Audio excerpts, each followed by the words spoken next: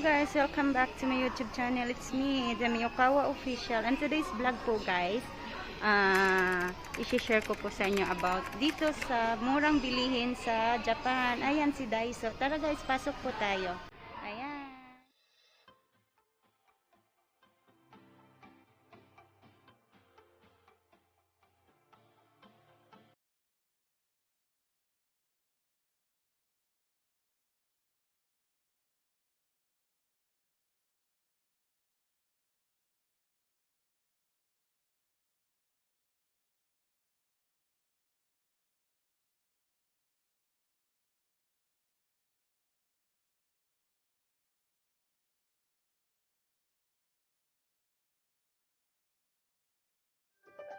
Hello guys, this is it. Dito po tayo sa murang bilihin ng mga Hapon. So actually, not even the Japanese lang po yung mahilig bumili dito sa mumurahing shop na to. Actually, tinatawag po ito nilang Daiso. Marami po itong branch guys, kahit saan meron pong Daiso. So, meron silang main branch, meron din po silang branch sa mga malls. So, ayan, ang dami pong mumurahin guys.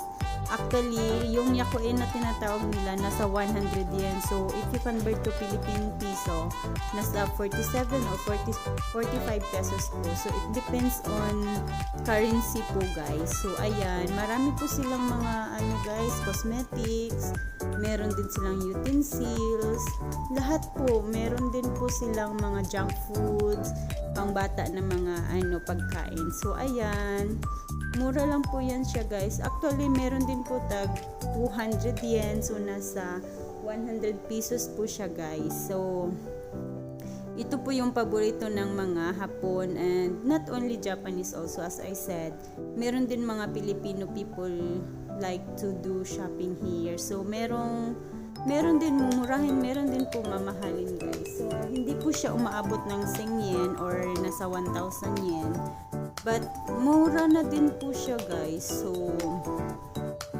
ayan, magkano kaya yan? Hindi ko na-check yung price niya. So, ayan guys. If you are new to my YouTube channel, please watch, like, and subscribe. And please don't forget to hit the notification bell para updated po kayo sa mga upcoming videos ko po. So, marami pa po tayong isi-share about Japan life sharing guys. So, abangan po natin yung mga isi-share ko po. So, this time, ito po yung tinatawag nila na Daiso guys. Actually, meron din pong Kando. Marami pa po itong branch eh. So, mumurahin lang din siya guys. So, alam nyo naman. Then, mostly nasa made in China. Meron din pong made in Japan na mga items po guys. Meron silang kitchenwares, utensils. Meron din po silang cosmetics guys. Meron din silang school supplies. Marami pong mga mga iba't ibang ano ba tawag niyan? So ayan yung signature nila guys. Yung hindi ko alam ano tawag sa kanila. Parang signature yan siya guys eh. You don't need to write your name, just stamp lang po siya guys. So ayan yung pambata na na mga laruan. So, ayan yung mga nila guys. Ano ba tawag niya? School supplies. Yes, school supplies nila guys. Ayan. So, meron din po silang mga pagkain na galing sa Pinas. Sometimes, meron din po silang ganun guys. So, minsan hindi ko maabutan kasi nga po, especially yung nila, yung green peas. Tsaka yung yung corn, ano ba tawag niya?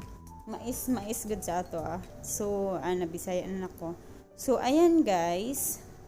Continue watching lang po guys and medyo mataas pa po to and I hope you enjoy my Japan life sharing videos. So, continue watching guys. Thank you and have a good day everyone. Daiso is one of Japan's 100 yen shops brand.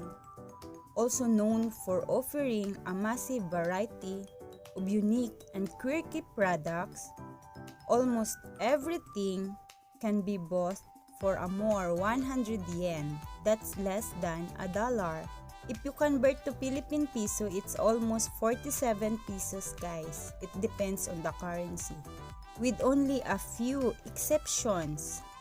Daiso Japan's selections boast an astounding 70,000 different items. Here, you'll find everything you need to enhance and fancy up your daily life.